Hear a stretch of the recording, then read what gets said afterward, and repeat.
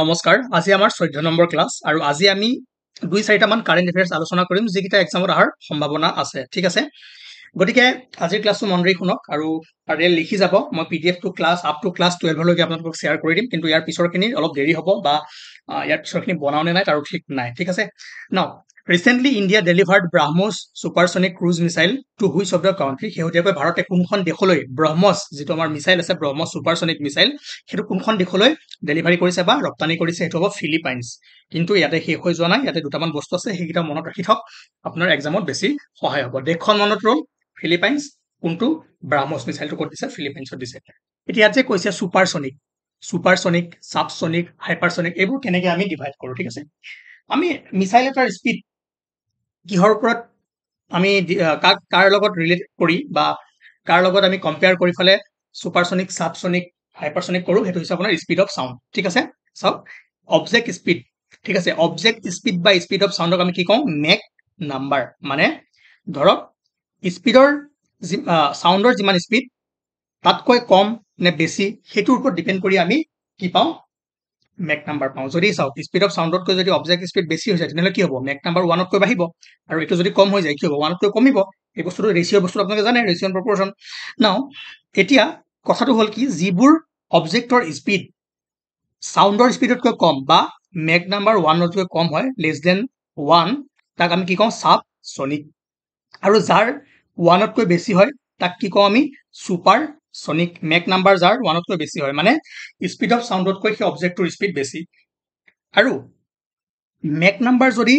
5 তকৈ বেছি হয় তাক আমি কি কওঁ হাইপাৰসনিক ঠিক আছে হাইপাৰসনিক 5 তকৈ বেছি হলে আমি কি কওঁ হাইপাৰসনিক এদিনে মনত ৰাখক সাবসনিক সুপাৰসনিক আৰু হাইপাৰসনিক যেটো ব্ৰহ্মছ মিছাইল হেতু হৈছে আপোনাৰ সুপাৰসনিক মিছাইল তাৰ ভ্যালু সুপাৰসনিক কি হ'ব পাৰে 1 তকৈ গ্ৰেটাৰ বাট 5 তকৈ কম 3 4 ইমানখিনি হ'বলৈ পাৰে ঠিক আছে এতিয়া ইয়াতে কি লিখা আছে চাওক স্পীড ব্ৰহ্মছ মিছাইলৰ কিমান হয় make number 2.8 নিয়াৰলি 3 times of speed of sound 2.8 হোৱাৰ লগে লগে কি হৈ যাব ই সুপাৰসনিক ঠিক আছে 5 তকৈ বেছি হলে হাইপাৰসনিক হৈ যাব আৰু এটা মন ৰাখিব যে যেটো ব্ৰহ্মছ মিছাইল হেতু ইন্ডিয়া আৰু ৰাছিয়াৰ জয়েন্ট ভেঞ্চাৰ হয় যদি খুধে কোন দুখন দেশে মিলি বনাইছে হেতু হ'ব আপোনাৰ ইন্ডিয়া আৰু ৰাছিয়া আৰু ৰেঞ্জ কিমান 290 কিলোমিটাৰ আৰু এটা মনত ৰাখিব ব্ৰহ্মপুত্ৰৰ পৰা ব্ৰাহটো আহিছে আৰু মস্কোৰ পৰা ৰাছিয়াৰ মস্কোৰ পৰা মস্কো আহিছে ঠিক আছে ব্ৰাহমছ পাঁচ ইমানখিনি জানিলে আপোনাৰ কাৰণে হৈ যাব এইবোৰ যদি মন আছে ভাল এবাৰ পঢ়ি দিব পঢ়ি দিলে ইনফৰমেশনটো থাকিব ঠিক আছে নাও Next important question. Here for a question are chances আছে. Ranju Hazarika received the Bal Sahitya Award 2024 for which of the following novel? 2024 Bal Sahitya ঠিক আছে কোনে সনৰ বাল সাহিত্য বঁটা লাভ কৰিছে ৰঞ্জু হাজৰিকাই ঠিক আছে হেতু এটা কোৱেশ্চন হল লগতে কোনখন গ্ৰন্থৰ বাবে তেওঁ কৰিছে তাৰ বাবে লিষ্টখন চাই লওক যে 2024 যি বাল সাহিত্য একাডেমীয়ে প্ৰদান কৰে বাল সাহিত্য আৰু সাহিত্য একাডেমী যুৱ পুৰস্কাৰ তাৰে আমাৰ অসমৰ পৰা দুজনে পাইছে ঠিক আছে বাল সাহিত্য দুজনে পাইছে কোনে কোনে পাইছে ৰঞ্জু হাজৰিকা আৰু ভি জেকোভা মাছাহেৰি ঠিক আছে অসমীয়া ভাষাত পাইছে কোনে ৰঞ্জু হাজৰিকা কোনখন গ্ৰন্থৰ বাবে বিপন্ন বিস্ময় খেল ঠিক আছে বিপন্ন বিস্ময় খেলৰ কাৰণে পাইছে নোবেলৰ বাবে এনসাৰটো হ'ব বিপন্ন বিস্ময় খেল আৰু যদি আপোনাক সুধিব পাৰে যে বড়ো ল্যাঙ্গুৱেজত অসমৰ পৰা কোনে পাইছে সাহিত্য একাডেমী বাল সাহিত্য পুৰস্কাৰ তেনেহলে হ'ব ভি জেকোভা মাছাহাৰি কোনখন গ্ৰন্থৰ বাবে যদি সুধে তেনেহলে হ'ব বুহুমা বৈনিব ঠিক আছে বুহুমা বৈনিব বহুত ইম্পৰ্টেন্ট দুটা মনত ৰাখিব ওকে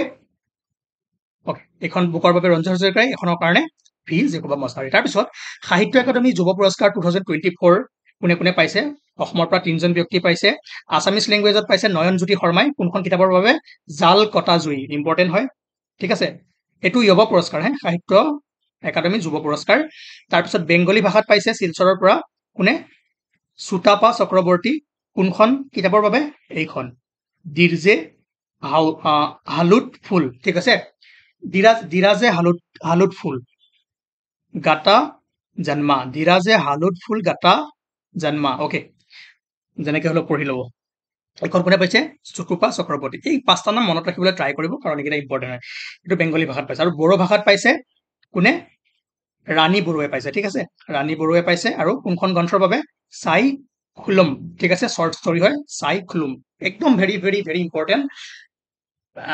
টাইটেল কোনটো এৱাৰ্ড কি কিতাপ বুকৰ নাম কি আৰু অথৰজন কোন হয় ধুনীয়াকৈ মনত ৰাখি থব ঠিক আছে next question Dolo tea estate এইটো নিউজত আছে Dolo tea estate located in which of the following district যিখন ভাঙি পেলাই তাত এয়াৰপৰ্ট এটা বনাব বিচাৰিছিলে কিন্তু সুপ্ৰিম কোৰ্টে তাক কি কৰিলে ষ্টপ কৰি দিলে এইটো আছে ক'ত কাছাৰত ঠিক আছে কাছাৰ ডিষ্ট্ৰিক্টত আছে ডলো টি ষ্টেট মনত ৰাখিব now Shirui lily is the state flower of which of the following state Shirui lily ফুলটো কোনখন ষ্টেটৰ কোনখন ৰাজ্যৰ ৰাজ্যিক ফুল হয় এইটো হ'ব আপোনাৰ মণিপুৰ ঠিক আছে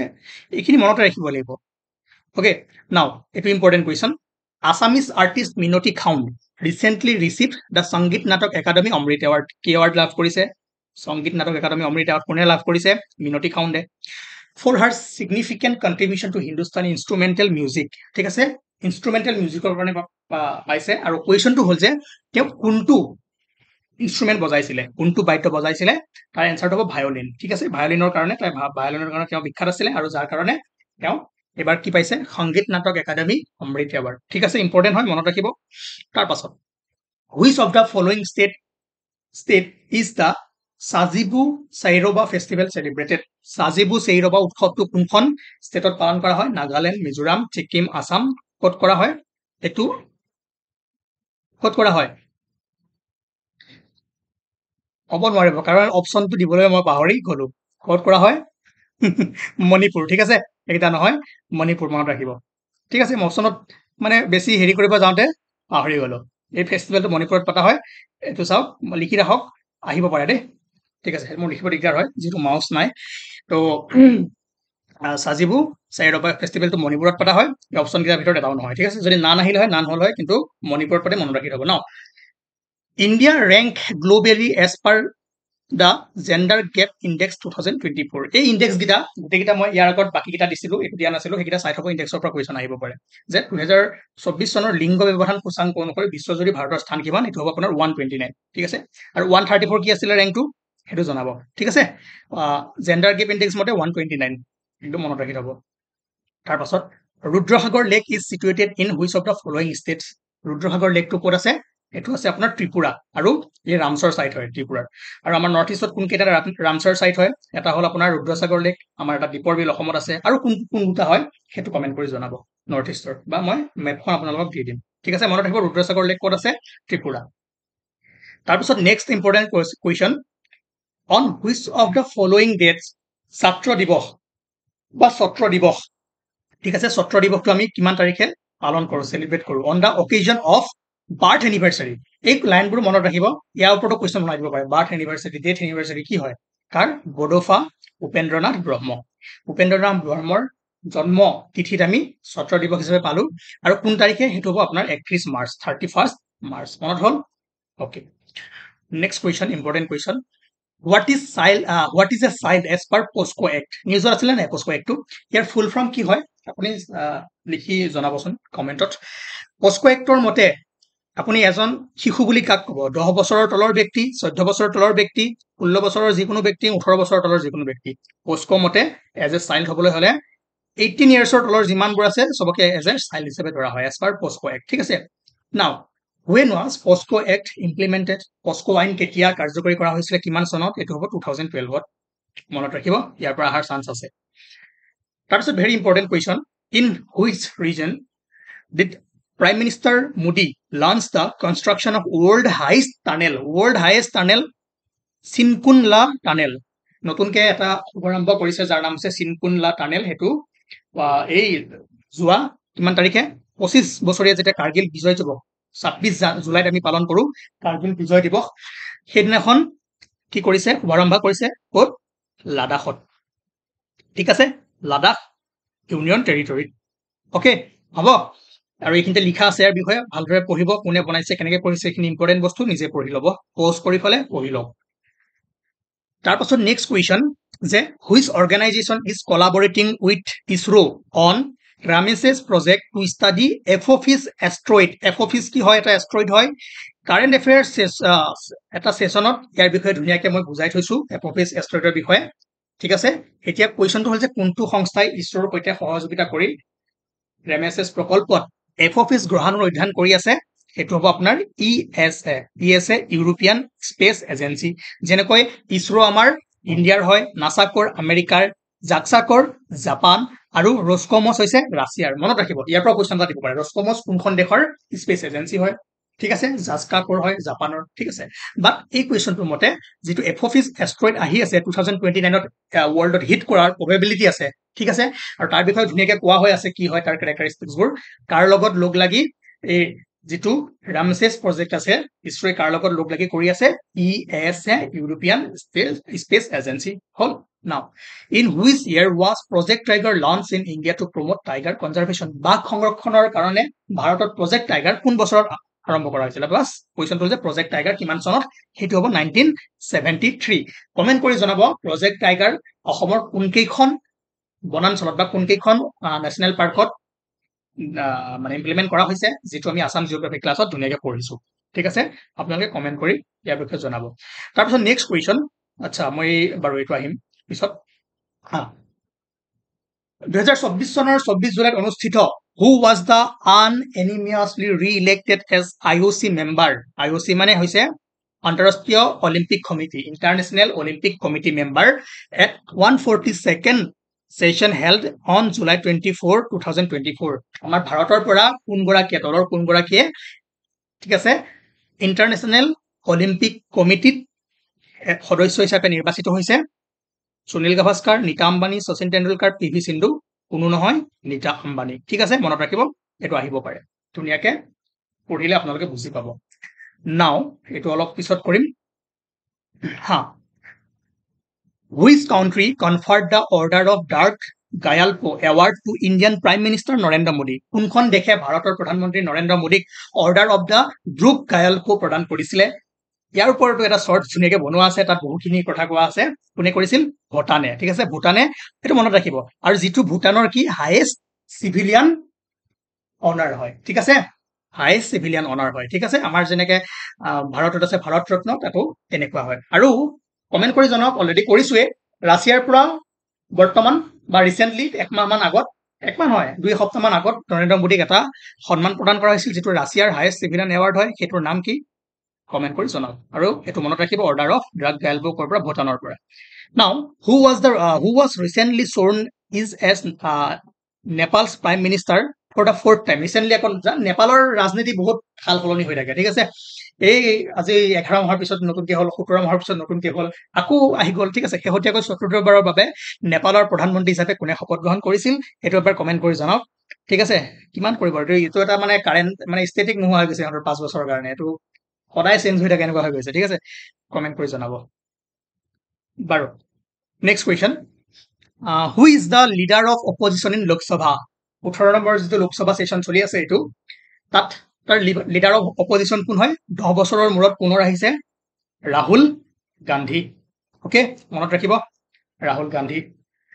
তাৰ পাছত who has been appointed as the leader of house এবাৰ লিখা আছে leader of the house in Rajya Sabha আৰু এইটো আছিল opposition leader of opposition in Lok Sabha ঠিক আছে ৰাজ্যসভাৰ লিডাৰ অফ দ্য হাউচ কাক নিৰ্বাচিত কৰা হৈছে এজন আছে JP নাড্ডা ৰাজ্যসভাত সদনৰ নেতা কমেন্ট কৰি জনাওক যে লোকসভাৰ লিডাৰ অফ হাউচ কোন হয় ঠিক আছে লিডাৰ অফ দ্য হাউচ কোন হয় লোকসভাৰ ওকে হেতু আপোনালোকৰ কাম নাও leader of opposition Rahul Gandhi next question where is the headquarter of UNESCO located এটো এটা সেকেন্ড টাইম আমি ৰিপিট কৰিলো ইয়াৰ বিষয়ে আপোনালোকে কমেন্ট কৰি জনাওক ক'ত আছে ইউনেস্কোৰ হেডকোৱাৰ্টাৰ যিখিনি কমেন্ট কৰিব দিছো সেইখিনি ধুনীয়াকৈ কমেন্ট কৰিব তাৰ পাছত আৰু এটা কুৱেশ্যন আছে এটো দৰকাৰ নাই বাৰু এতিয়া এটো ইম্পৰ্টেন্ট যে শেহতীয়া প্ৰতিযোগিতাত কোনখন দেশে প্ৰথমবাৰৰ বাবে মহিলা এছিয়া কাপ কিতাপ দখল কৰিছে হুইচ কান্ট্ৰি ওন ইয়াৰ first women Asia cup title ঠিক আছে ওমেন এছিয়া কাপ যি হৈ আছে কোনখন দেশে ৰিসেন্টলি ট্ৰফি জিকিছে সেইটো এটা কুৱেশ্যন হ'ব পাৰে ঠিক আছে কোনে জিকিছে আৰে শ্ৰীলংকা ঠিক আছে ফাইনেলখন কাৰ কাৰ মাজত হৈছিলে শুনি যাওক ৰখিনি দিব ফাইনেল আছিলে ইণ্ডিয়া আৰু শ্ৰীলংকাৰ মাজত প্ৰথমে বেট ধৰি ইণ্ডিয়া ওমেন টিমে কিমান কৰিছিল 165 ৰানটো মনত ৰাখিব ৰানটো দিব পাৰে আৰু 18.4 অভাৰত শ্ৰীলংকাই 167 ৰান কৰিছিল দুটা উইকেট হেৰুৱাই আৰু এবাৰ T20 ফৰ্মেটৰ হৈছিল ঠিক আছে ওকে হ'ব সকলোৱে বুজি পালে কোনে শ্ৰীলংকা ইম্পৰ্টেন্ট কুৱেশ্যন কৰি আছো আৰু এটো হল আৰু আমি কোনটো এডিছিলো খেৰা কুৱেশ্যনটো এতিয়া কৰি যাম ওকে মই সেইদিনাখন এটা বস্তু আপোনালোকক দিছিলো 7-8 নম্বৰ মান ক্লাছত, সেইটো আপোনালোকে হয়তো লাষ্টৰ ফালে দিছিলোঁ, ভালদৰে নাচালে। ইয়াৰ ওপৰত এটা ভাল কুৱেশ্যন হ'ব পাৰে, এইটো ভালকে মনত ৰাখি থ'ব। মই কৈছিলোঁ ন, থাংটা মাৰ্চিয়েল আৰ্টটো কোনখন ষ্টেটৰ লগত জড়িত? এইটো আছিলে আপোনাৰ মণিপুৰ, ঠিক আছে। আৰু বাকী কোনখন ষ্টেটৰ কোনটো হেৰি হয়, মাৰ্চিয়েল আৰ্ট হয়, যুদ্ধ কলা হয়, মই বুজাই দিছিলোঁ। সেইখিনি ভালদৰে চাই থ'ব, ইয়াৰ পৰা এটা কুৱেশ্যন অহাৰ এবাৰ সম্ভাৱনা মই দেখিছোঁ। ঠিক আছে, আজিৰ ক্লাছত আমি মেইনলি কাৰেণ্ট এফেয়াৰ্ছ কেইটামান ডিছকাশ্যন কৰিলোঁ। সেইকেইটা যদি ভাল লাগিছে লিখি ৰাখিব, আৰু PDF-টো আপোনালোকে এটা কাম কৰিব, কালি বা পৰহি মানে কালি মই এইটো ভিডিঅ'ৰ তলতে লিংক দি দিম, গ্ৰুপ এটা বনাই আছোঁ, সেইটোত আপোনালোকে জইন কৰিব, মই PDF-টো দি দিম। আৰু কেইদিনমান ভিডিঅ' প'ষ্ট কৰিম, কাৰণ সদায় দিওঁতে আপোনালোকৰো এলাহ লাগি যাব পাৰে, হয় নাই? বৰ খাব পাৰে চেম বস্তু সদায় পঢ়ি থাকোঁতে। সেইকাৰণে PDF-টো শ্বেয়াৰ কৰি দিম, পঢ়িব, কিবা ডাউট থাকিলে কমেণ্ট কৰি সুধিব। ধন্যবাদ।